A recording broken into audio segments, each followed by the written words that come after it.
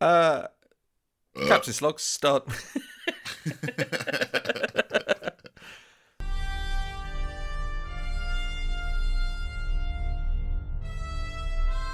Podcasts. A Frontier.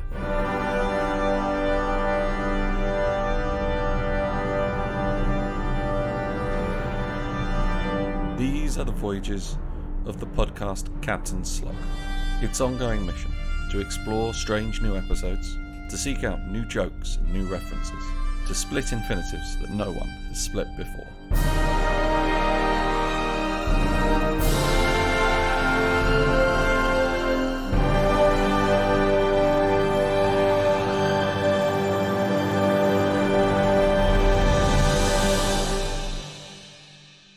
Captain Slog, Stardate 76. These are the continued voyages of this podcast. I'm Eddie. Mark's here as well. How you been, Mark? What you been up to?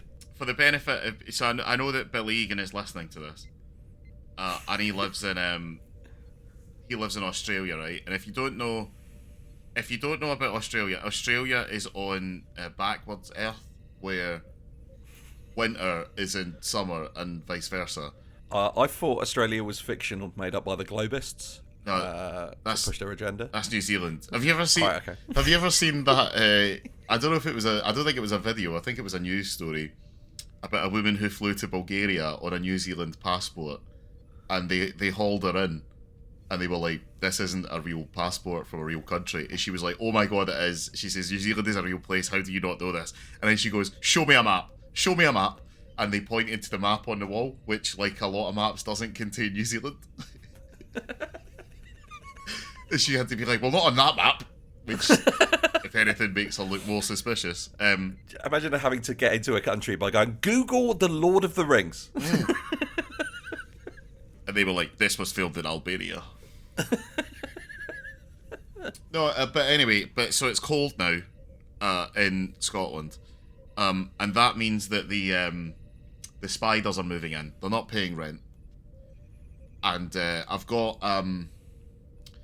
got one of them benefit scrounger spiders because I think there was a pregnant spider in my bathroom because there are now 6 very tiny spiders in my bathroom on the windowsill near my toothbrush, and I don't know what to do about it because I can't move my toothbrush to another room for safekeeping. I don't like to kill spiders because I know that they have a purpose. It's not their fault. I think they're scary. It's now, right. Okay, right. What I have right. I wish I could. I wish I could speak the spider language because there's a lot of things I'd like to say to them.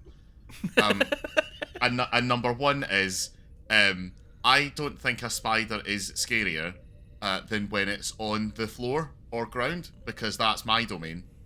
And I feel like you have enough. Be in the corners, be in the walls, on it, even on the ceiling. As long as you're not directly over me, that's fine. But just don't be on the. I walked out the. Are you aware of the Glaswegian concept of the square goal? The only time I've heard that the term square go is there's a Scottish wrestling promotion who use it as their term for money in the bank. Yeah, that makes sense. Yeah. So the square go is the it's the gesture equivalent of come and have a go if you think you're hard enough. Oh yeah. It's a square go is when you square up to someone. Okay. And for any American listeners who don't understand that, why are you listening to this? No, if you're an American, imagine how you would express yourself to somebody who has annoyed you if you weren't terrified they had a gun. Yeah, but you were also willing to fight them in, like, one-on-one combat. Yeah. Like, if it escalated to that. Unarmed. Unless there's anything lying around. Yeah, that's the rules.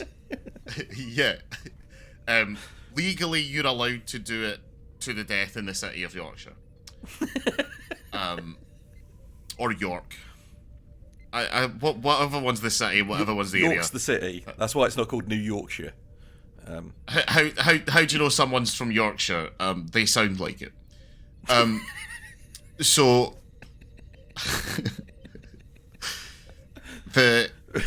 anyway, yeah, I don't like them on the ground. The other day I came out of the bathroom and I turned and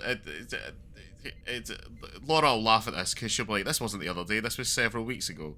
And I'll just say, "Well, that's how comedians tell stories." But anyway, the other day I was coming out the bathroom and Laura was there, and it was late at night. I just brushed my teeth. No spiders. And there was a spider. I looked down at the ground and I went, "Isn't it weird that piece of lint looks exactly like a spider on the floor?" And then it started running around and squaring up to me. And I cried a little bit. I ran in the bathroom. Laura came out and put a mug over it.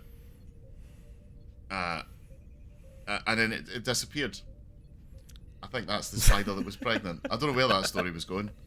Did you like Doctor Who? Yeah, I did. I quite enjoyed it. And I also annoyed that I also like that I know it was designed to annoy certain people. I like to think that this was Russell T Davies turning into Chris Chibnall and going, "You want to heavy-handedly shoehorn in a message? This is how you heavy-handedly shoehorn in a message, you cunt. And you know what? I'm going to throw in a fucking... Do you know what, mate? I'm going to throw in a second message about disabled representation to counteract a thing I'm already being accused of in the future that I'm not yet aware of, because people just want Davros to look exactly like Davros. And they're going to be like, "No, but what about all the representation for disabled people?" When in reality, what they mean is, we're fucking old and cunts, and we don't want things to change. And then I'm going to watch this episode. I'm going to be like, "What do you have to say now, motherfuckers?" And they'll be like, "How can a person in a wheelchair become head of unit?" And all that. She's not even head of unit. She's chief. She's one of the scientific advisors. And they're going to be like, "There's one bit where I can see her using her leg, and she's not using her hands to move it, so she's faking it." I've not looked at the Daily Mail since I've been in it, but I imagine this will be a lot of the arguments. Yeah, just to be clear, just because you can move your legs doesn't mean you can stand and walk. But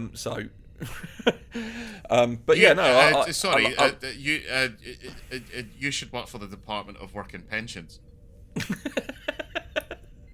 What I mean is, the ability to move your legs around doesn't mean you've necessarily got the leg strength to carry a human body around. So you could probably still need a wheelchair. But also, Mr. Edwards, we can't have you sitting around at home and the only available job is as a paramedic. So stamp, benefits cut. What a lovely country we live in. But to your point, I wanted to say something. You said about that you seeing a bit of lint and thinking it looks exactly like a spider. I've had that experience exactly once in my life. I was at a festival and I was off my tits on LSD, and there was a small bit of dust on the like it was a dust or a thing that was like holding a fence in place, and it looked exactly like a spider. And my brain immediately went, "Oh, that looks exactly like a spider." And then because I was on acid, that turned into a million spiders. And I had a real moment where I was like, "Oh, it's really lucky I'm not scared of spiders, otherwise this trip would be awful." I have come to believe that my crippling fear of spiders is largely performatory by my own brain. Because there's two instances. The two biggest spiders I have seen in my entire life that weren't, like tarantulas in the zoo or whatever. One time, I was at a Sainsbury's self-checkout, and this was years before I met Laura. You'll find out why in a minute. Why I had to clarify that. Because I was at the self-checkout, and the self-checkout, they always have to have someone there to do the work of the self-checkout that barely functions. Yeah. She was quite fit, and she turned around at me, and she put through my whatever. She said I was over 16 for my Red Bull or whatever. And she said, how are you with spiders? And I went, "What a bizarre flirting technique." I said, "Fine," I lied. And she said, "Okay, good, because there's a giant spider by your feet on the floor where they shouldn't be." She said that. No, she didn't. I feel like we should just learn that as a society. But anyway, she said there's a giant spider there, and it doesn't seem to be afraid of you. And now maybe that was the spider that was finally trying to reach out. But I just kind of turned and I went, "Oh," and then I just sort of left it and wasn't. Now, don't get me wrong. I think about that once a week. But the other time was I went to a drag lunch. No, it was like a drag. So it was drag brunch. But as it was operating on drag queen time, it was at 9 p.m. And so it's there was me. It was in London, but it was a room full of women in the audience. There was me, my brother, our friend, and one other guy. And the other guy he was with a separate group. It was absolutely jam-packed. And then a massive spider started crawling up the wall near where we were. And I don't like to play into gender stereotypes, right? But the women started freaking out. And my brain was like, "Oh, I have to look impressive here." So I picked up a pint glass and went to put it over the spider when the unrelated lad from the other group done exactly the same thing before I did it. And it's not a very good story, Eddie, but it does technically have a beginning, middle, and end. Yeah, but the important thing we've got to do there is if any spiders listen to this podcast, can you let us know what you do to toothbrushes? Because that's important information. Because I've never thought about it until you started telling all of this story, and I'm like, yeah, now I'm worried that there's spiders all over my toothbrush at night. A toothbrush, right, is really just a giant inanimate spider's leg, because it's just a big long thing with hairs on it. So I imagine spiders look at toothbrushes the way that we like to watch movies in which people find giant skeletons. Like, I imagine, like, the spiders are like, "Oh, we finally found proof of, like, a spider Godzilla." Because obviously they have the concept of just regular Godzilla, because Godzilla is for everyone. Do you know what I mean? Yeah. Not just for the humans. It protects the whole Earth. Yeah. Everybody in the ecosystem is aware of the Godzilla. Yeah, exactly, yeah. That's how Godzillas work. Yeah. Spiders even actually go out of their way to pronounce it Gojira, which is more racially sensitive than white people, so... Yeah, which is particularly difficult with their mouths as well. They're good at the clicky languages from Africa, but not so good at Asian pronunciation. So. No, it takes a lot of effort. I'm actually really starting to really respect them. Right, anyway, Star Wars, Star Trek. Even. I love this episode. I do as well. We say a certain sentence on this podcast a lot. And I'm going to use it again. This is a great data episode. Great data episode. No, this isn't a great data episode. This is a tremendous Brent Spiner episode. Yeah. It's quite a lot of this episode is him speaking to himself. Yeah, but not. Let's not oversell it. Like, I can understand maybe that doing that in a two-handed scene can be done. Like it's been done in a lot of places very well. Like in The Parent Trap by Lindsay Lohan. Still don't know how furious the Olsen twins must have been with their agent about that. No, you're right. I've seen your government petition to retroactively have Lindsay Lohan nominated for the Academy Award for The Parent Trap. Yeah, but with all of that, this is a free-hander scene. So he's not just doing his dialogue, then pausing while somebody else speaks. He's like pausing while, I'm assuming, a recording of himself doing the lines is played. No. Oh, really? I looked into this. So the way that it was set up was that, right, so to give an overview of what happens, we'll go into the machinations of this first part a little bit later, because I quite frankly have a lot to say about it. But Data is called away from the Enterprise to go in the confusingly named Dr. Noonien Singh, unrelated to Khan Noonien Singh,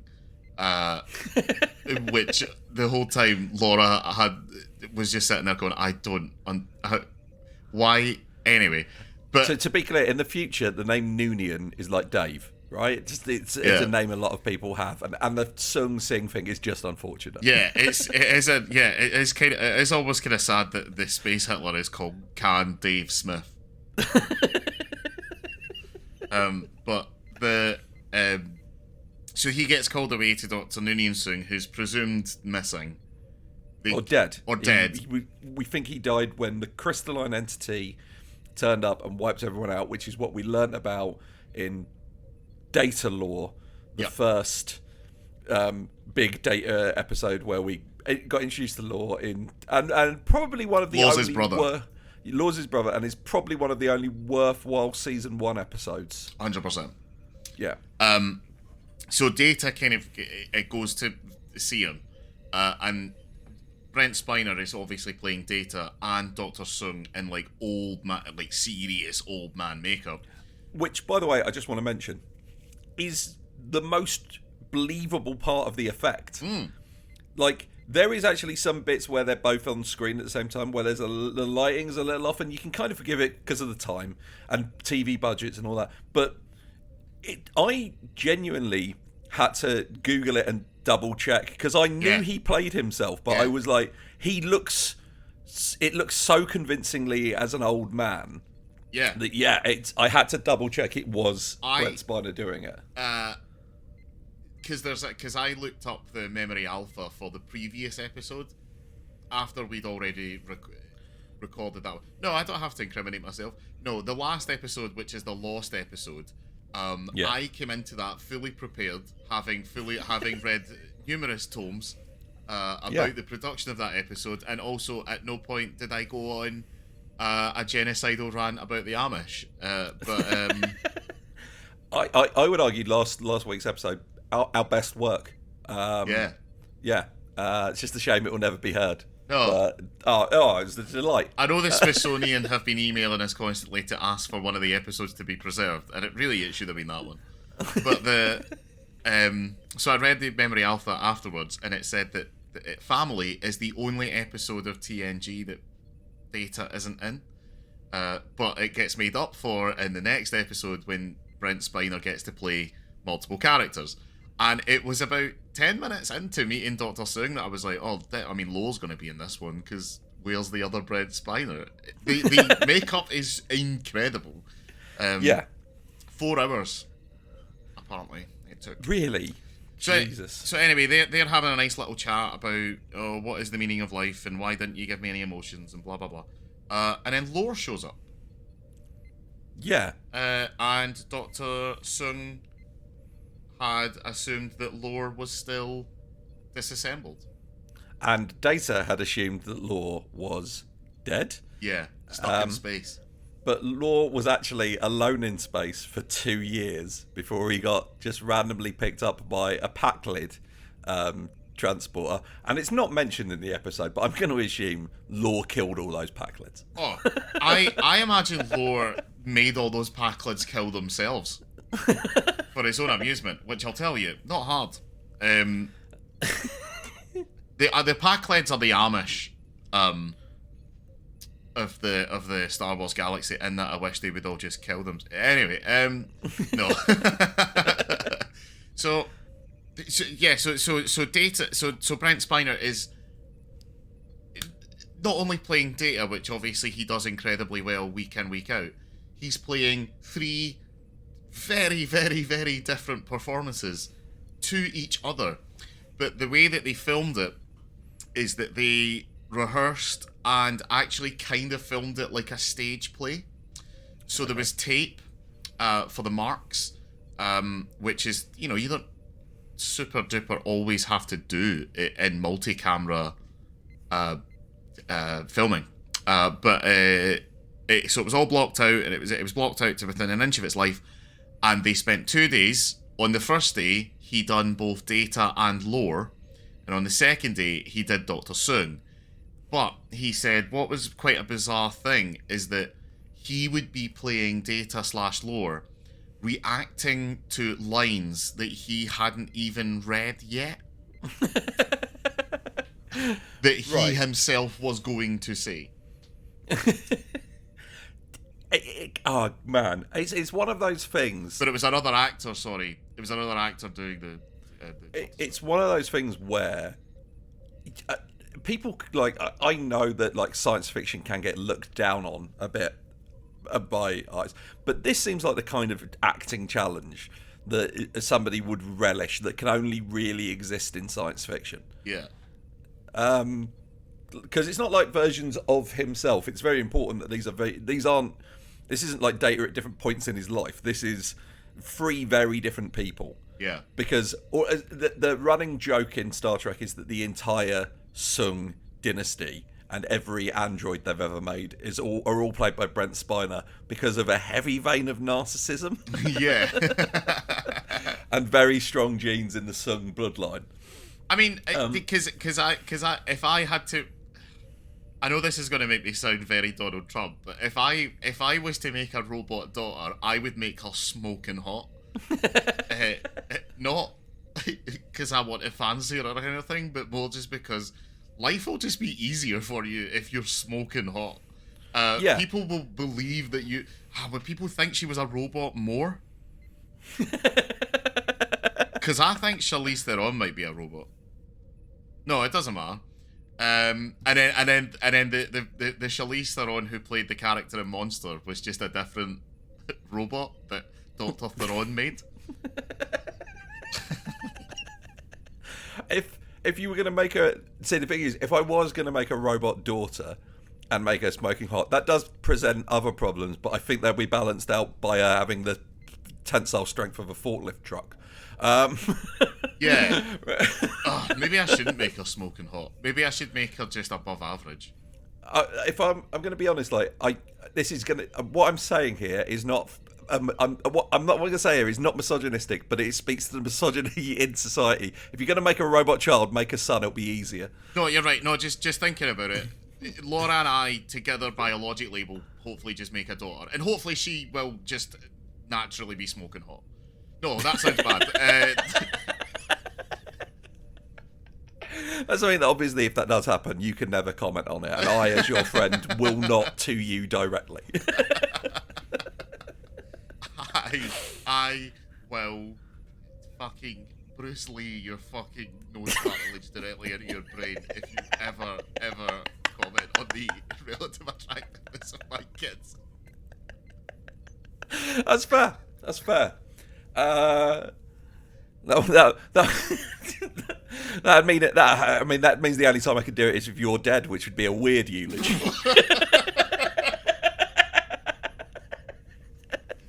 At least give it a few weeks so it's not suspicious.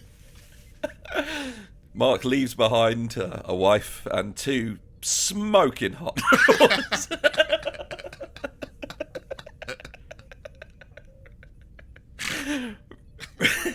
Right, to get us back on track. Yeah. One thing that turns up in this episode, Data is thick. Oh, and also I should end that sentence by saying Brent Spiner, good looking man. Oh yeah, very, very decent looking fella.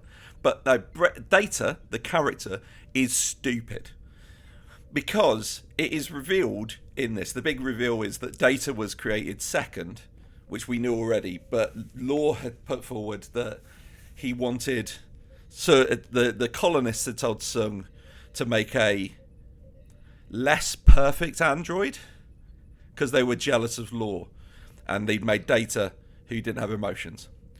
And apparently, I get that Data believed that at the time, but apparently after the reveal that Lore was actually an evil robot, Data carried on believing that until now. Yeah. When he was told, no, yeah, you're basically the same. Yeah, you're not, because it was a somewhat confusing way that Dr. Sung put it, because he says you're not less perfect than Lore. Yeah, and yeah, that was a kind of really beautiful moment that Data took that to heart. I mean, look, like no science fiction should never be taken literally. Like science fiction exists for us to understand who we are now. Yeah. And this is an episode about sibling rivalry, and not even sibling rivalry, but like just comparing yourself to your sibling. And you both being different people.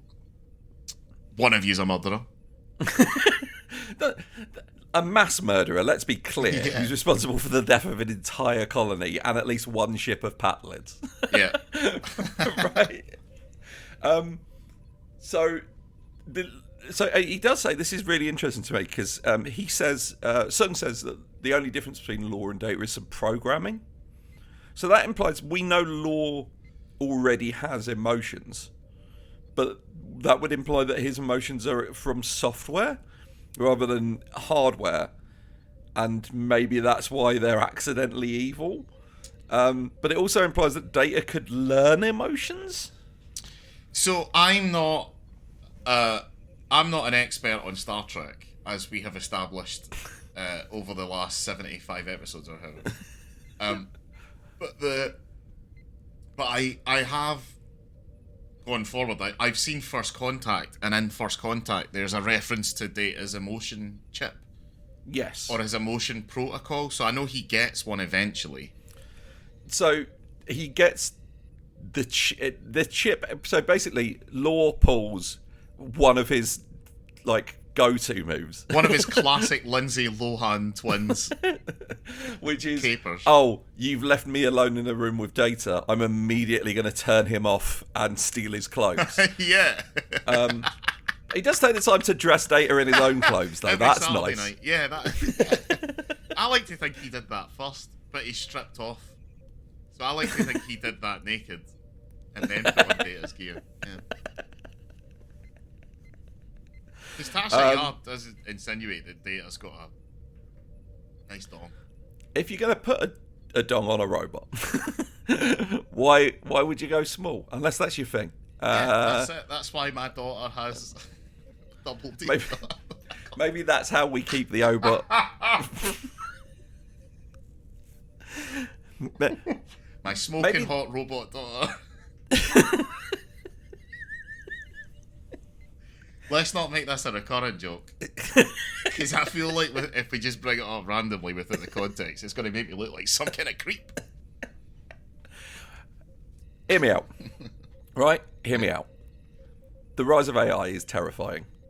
We are worried that maybe we're eventually going to get replaced by robots. Yeah. So if ever we build robots, maybe we do give them all tiny cocks. And we can use that to just undermine their confidence so they never go for the uprising. I think this plays into that thing, though, of not really understanding how robots are going to think. We just assume that they're going to think like us. And it's that thing of the right wing, when they say maybe we shouldn't be giving minorities equal rights and things. And really their argument boils down to because they will just do to us exactly what we did to them. Yeah. But there's no reason to think that. There's no reason to think that robots will become angry and vengeful at us just because the first time a robot accidentally kills someone, we'll fucking genocide a lot of them. It's already happened, though, hasn't it? Do you not see? There's a robot arm. A robot arm in Korea thought a man was a box of vegetables and had been programmed to kill boxes of vegetables. I don't know, but apparently whatever it did to him, his body and bones and guts and stuff didn't agree with it, and he's no longer with us. And then that got sent to a Sainsbury's in Yorkshire, and someone was like, "Ooh, a big spider," which is a huge news story over here. I like thinking about matters of perspective. I can't imagine that twice a year there are page 7 news stories in Australia. Oh, this woman found a giant spider in her bananas, because I imagine it just happens all the time. But over here it's this woman bought a box of strawberries or a box of fucking somewhat exotic fruit, and it turns out there was a giant spider in it. And get this, if that spider bites you, it can give you a permanent erection. It's like, bury the lead, guys. I wanted you to be like a cure for erection dysfunction found in a bunch of bananas. It was a spider. That's a real way to tell a story. That kept me on the hook. Imagine having erectile dysfunction and arachnophobia. That'd be Yeah, because back to spiders, right? I am there isn't a child in the world whose favorite superhero isn't Spider-Man. Like, he is the best. Yeah. He's just the most wonderful hero. He speaks directly to kids. If you're a child, the three biggest superheroes by sales, we know for a fact, are Spider-Man, Batman, and Superman. And if you're a child, you're too young to understand the complexities of what make Batman and Superman very good characters. Yeah.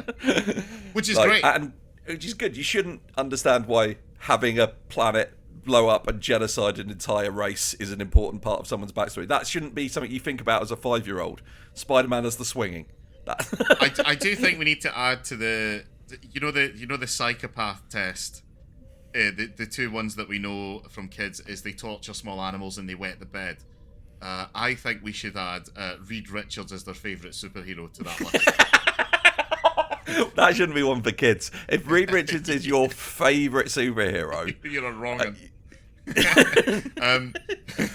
But he's being played by Pedro Pascal, apparently. I'm into that. I'm into that, but also it speaks to they know what they're doing, because you don't cast Pedro Pascal for white meat babyface, right? Yeah, and I mean, he's the sexiest man in the world. You don't cast him unless you want everyone in the world to see your movie. So good job, well done. To quote one of my all-time favourite comic book lines is there's a comic book a Marvel Knights crossover between Spider-Man and Wolverine, and they've got a chip and they need to track where the source signal it's getting is coming from, and Spider-Man says, what I like to think in these situations is, what would I do if I had Reed Richards if I had Reed Richards' brain? Not what would I do if I was Reed Richards, because that involves Sue Storm, a can of whipped cream, and his very specific superpowers.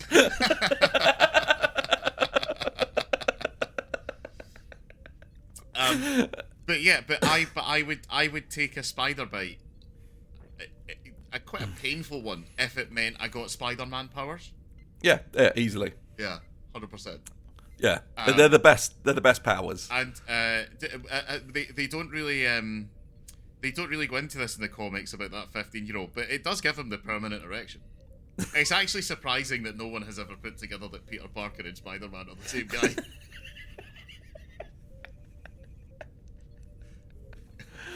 Because he's got it going on. That's how he gets Mary Jane. He looks like a find the hypotenuse puzzle. He actually can't. Peter Parker actually can't face people side on. Every time he crawls up a building, I don't know if you've noticed this, but there's actually just a trail of like a hole that he pulls up. Where do you think the webbing shoots from? His wrists.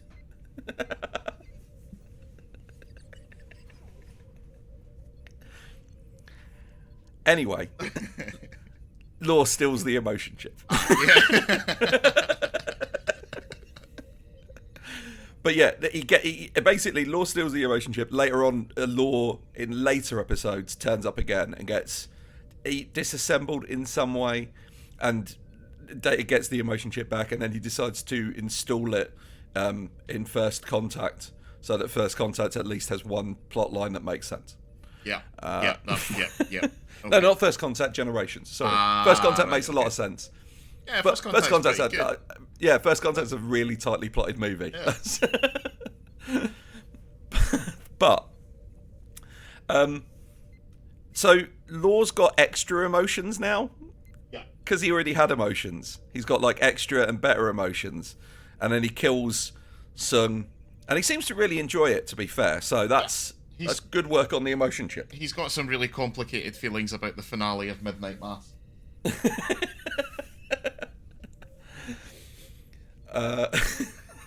Doesn't everybody have complicated feelings about the end of Midnight Mass? I know that Laura has very complicated feelings whenever I talk about it. Which is, didn't you rant at me on the daily for about 2 weeks for a period of 20 minutes each about how the fucking finale of Midnight Mass doesn't make any sense, and it made you really angry that such a perfect show had such a bullshit ending? And then as soon as you watched the Red Letter Media guys talk about it, you were like, actually that was a perfect ending and I was wrong.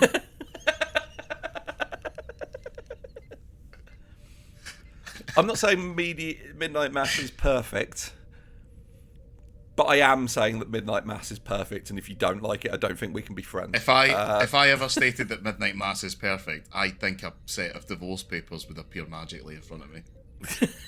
I can hear her from the living room. I can't hear what she's saying, but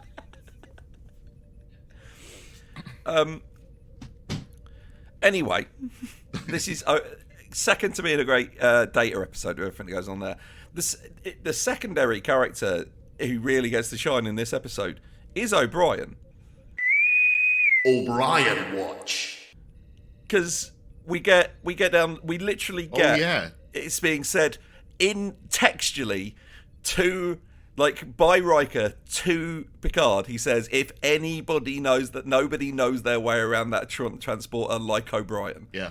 He acknowledges that he is probably the Federation's leading expert on how that machinery operates, which is, like, he's gone from, like one line extra to featured player to, like, other than the, like, I put him on a Guinan level now. Yeah. I also love so they have to at one point. Okay, so we'll go back to the beginning, right? So in the beginning, there is nothing, and then there is no. But in the beginning, we start this episode with a wee boy being walked into the conference room by Troy, and it's a proper wee boy. He's about 8 or 9, right? You can tell that he's about to be getting a telling off. He looks really sad. He looks really sorry. Troy looks quite sympathetic towards him, okay.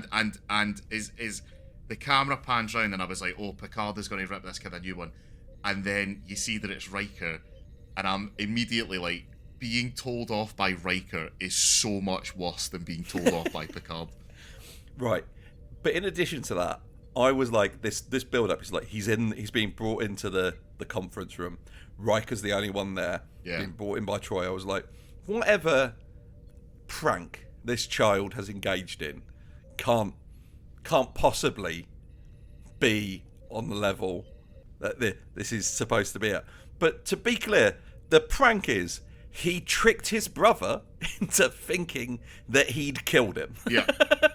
Right? And not just fall down and then not react, and I was like, come on, man, wake up. No, it's so much worse. Yeah, he had, like, as far as I could tell, like squibs. Yeah. And they had, like, laser tag guns. Yeah. Like I'm gonna say something that might be controversial. Never pretend to be dead for a joke. No, never, for instance, fake a heart attack on the set of a beloved sitcom, Chevy. Yeah, another thing to add to the list of, like, why I reckon I'm probably some kind of neurodivergent is that I just don't think pranks are good. I don't get them. Why are we doing that? It's not funny. It's just horrible. Which the little boy in this, the pranky, does mention. But my favourite bit about that little meeting is when Riker's kind of expositoring, and he says, so you did the thing with a balloon full of the dye, and your brother thinks that you were dead, so he ran off into the forest it was on shoal leave. So he ran off into the forest and he got bitten by some parasite that's now made him really ill. No, he didn't get bitten. But also really Let's be clear. contagious. He was hiding in the woods Yeah. because he didn't want to come back, and he got hungry and he ate berries Oh, that's that it, had yeah. this parasite. So at that point, I'm like, okay, this isn't that kid's fault. Yeah. Don't eat the berries on an alien planet. Yeah. It feels like it's like you're taught that with like, don't shove your hand on the stove as a kid in the Federation. And if you're sitting there, if you haven't seen the episode, and you're sitting there going, well, yeah, I don't really know what kid's side I'm on now, strap in for this, because Riker brings up the fact that they are on the Enterprise while both parents are on sabbatical.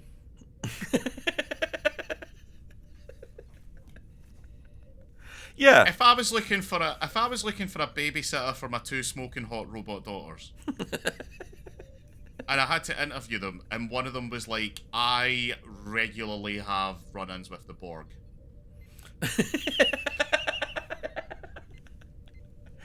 In fact, my mum's available. Even if there's a scenario where I'm not having a run-in with the Borg and someone else is having a run-in with the Borg, it's my job to go there. Yeah. Yeah. Right, yeah, no. Don't leave your kids... Look, we've talked about this with Bev. Don't leave your fucking children alone on the Enterprise for 6 to 7 months and pretend that you care about them. Yeah, I was hoping that he would be like, now I know both your parents are on a contract dispute, but... so anyway, so this all happens. So this gives us the time element, because they have to get this kid to a starbase to get medical treatment, or he's going to full on die, right? Yeah. I've got written in my notes that he's eaten. He's got a condition of ticking clock. Yeah. So we're flying it, and then all of a sudden, Data starts acting funny. And funny peculiar, funny not haha. Yeah, funny peculiar, and he initiates the.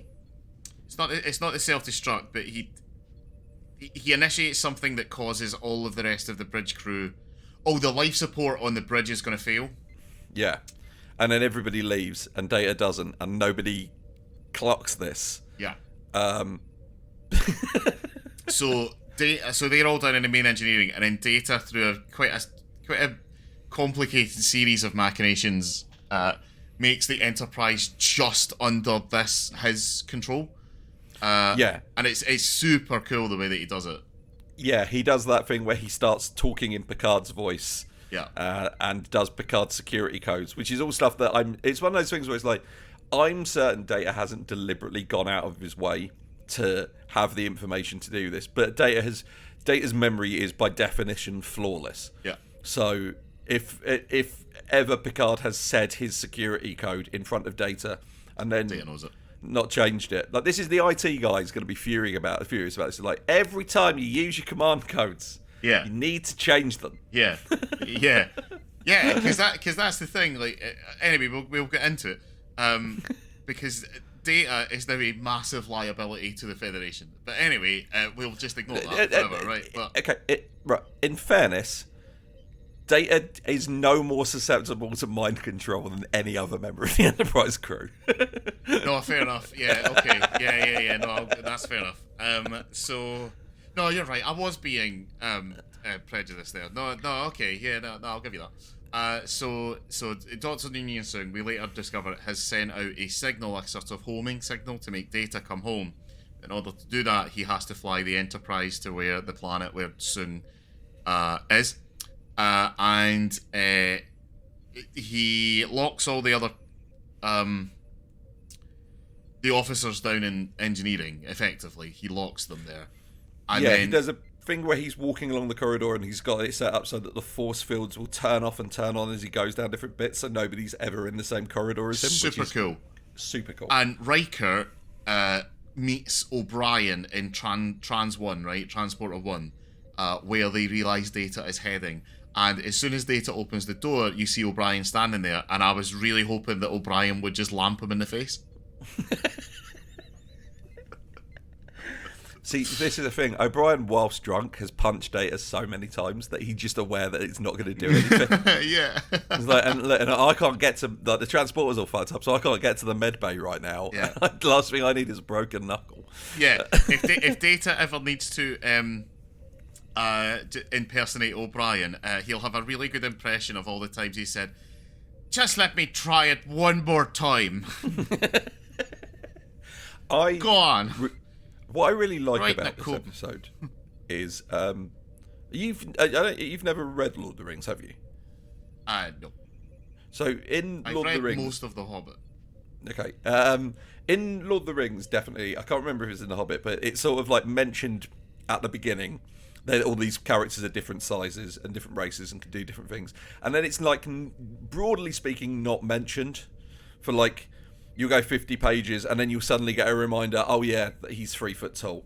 Yeah. Which is pretty and I've always thought that's particularly good and interesting. And I like that with Data in general, he's an android, but that's not actually that important to general day-to-day life beyond he has a different experience and we're trying to explain it, and for the most part that's how Data being an android is dealt with. It's like it's interesting to have someone that the human characters can explain the human thing to, and he doesn't get it or he doesn't understand it, and that's interesting. It's good to see that he's there as an autism analog, but just like in real life autism experience, everyone's fawning over him when the guy who actually has autism is standing at security terminal going, I don't get it either, but you know. But yeah, so I love when we get an episode that fully goes into the whole. Oh no, Data is an android though. Yeah, like he has a wide and crazy number of skills, because we get the mimicking Picard's voice, we get the not having to rely on the life support so he can turn it off, and then we get him reprogramming the transporter by moving the chips around, and it's done in that way where they super speed it up. Yeah, and I love when they do that with Data. Yeah, I like that. Like, oh yeah, Data's essentially a superhero. Yeah, he's got very low level mild superpowers comparative to the universe. Like he's not like, he can't shoot laser bursts, but then you do wonder why Nuni can't see, why Dr. Sung didn't give him laser burst technology. I guess he didn't want the local populace to be even more terrified of him. I guess if the local populace are giving you quite reasonable feedback that your robot seems a bit murderous, can you build another one? And he goes, all right, I'll make this one a bit more chilled out, but he's going to have lasers for hands. that might be a no-go. So yeah, I get that. We feel like the previous robot was deliberately murderous, and the new one has accidentally killed 4 people. Yeah. And they essentially reboot the ship in safe mode. They have to convince it that it's in training mode. Yeah. Which I love. Think about that. There's another episode, I think we've already gone past it, where they have to turn the ship off and on again. Yeah, and I just love when it's like, I want there to be an episode of Star Trek, and it's like where the solution is like, have we tried hitting it? Which is, I believe, the technical term for that is percussive maintenance. Yeah, I've heard that. Yeah. That's amazing.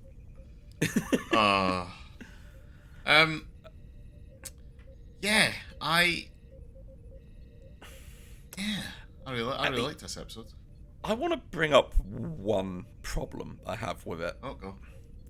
At the end of the episode, we see that the brothers involved in the poisoning they've made up, essentially, and Beverly says, "Brothers forgive," to Data specifically, which seems like it's. I get what the show is going for, that maybe there might at some point be some redemption for Lore. Yeah. But when we say brothers forgive, we don't. I don't think that covers mass murder. Yeah. Well, yeah, but then forgiveness doesn't need to mean letting things go. Forgiveness can literally mean have compassion for. And this episode actually gave me a lot of compassion for Lore.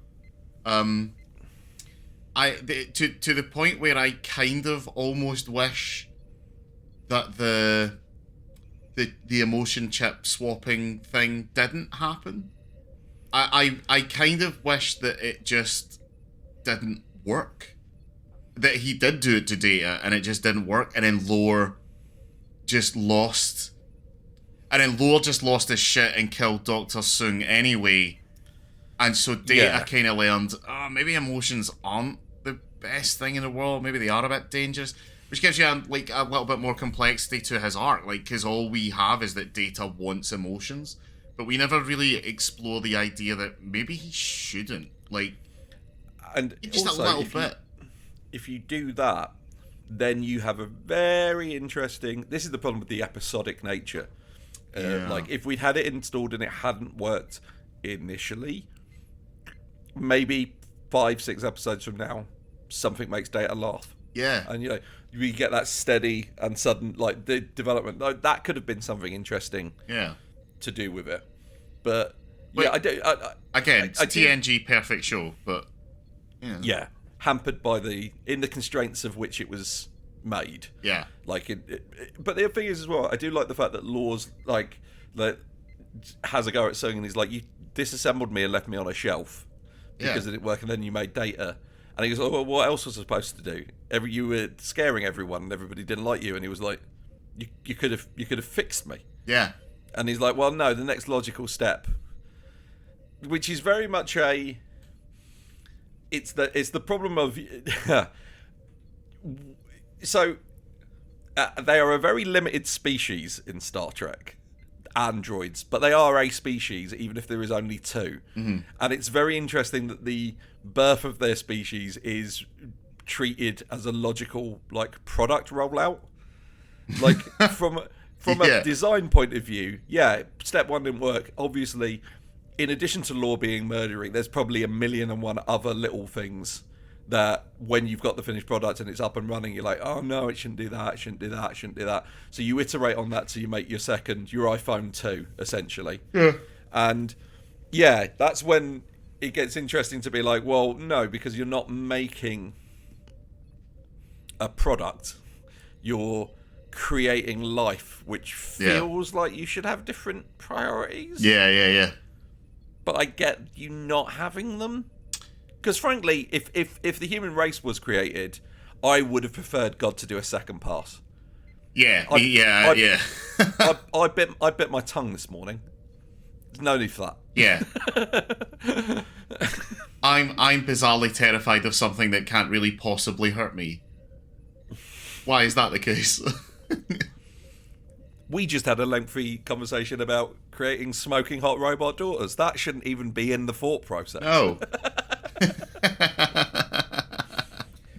I mean, also you could have left out racism. Exactly. Once that one turned up, it's like, oh, the different models. I thought I'd do them in different colours, or like the iPhone. As my solution to that would have been just make us all the same race.